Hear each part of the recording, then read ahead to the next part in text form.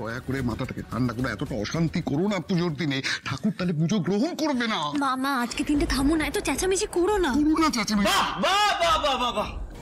মা তোমার কথা তো অপর অব্দি শোনা যাচ্ছে। সবার সামনে আর স্ত্রীকে কত অপমান করবে তুমি। আর ভাল লাগছে না আমার আর ভাল লাগছে না। এবার সবার সামনে আমি বলে দিচ্ছি, আমি নিজের স্ত্রীর অপমান আর শুনবো না।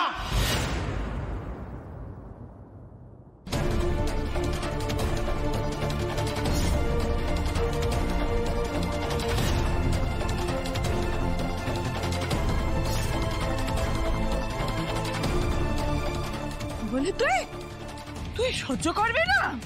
হ্যাঁ, আমাকে সহ্য হচ্ছে না তোর? দেখো দেখো দেখো, সবাই দেখো আমার ছেলেকে কি করে কেড়ে নিয়েছে এই মেয়ে, এই রাক্ষসী।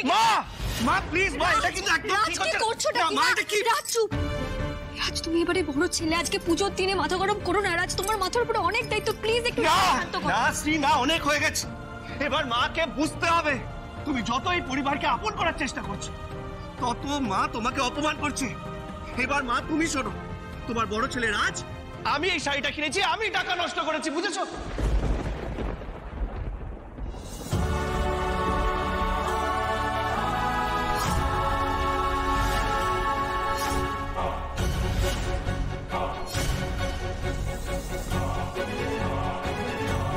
মানে তুই স্ত্রীকে শাড়ি কিনে দিয়েছিস? হ্যাঁ মা, শ্রীকে এই শাড়িটা আমি কিনে দিয়েছি।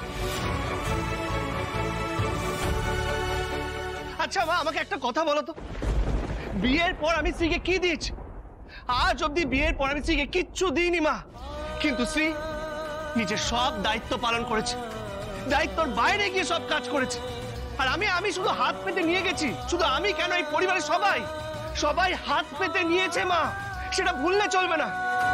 আমি তো বুঝতে পারছি না, আজকে একটা ভালো দিন, একটা পুজোর দিন, ওই স্ত্রীকে ভালোবেসে একটা শাড়ি দিয়েছি, কারোর কোনো আপত্তি কেন হচ্ছে?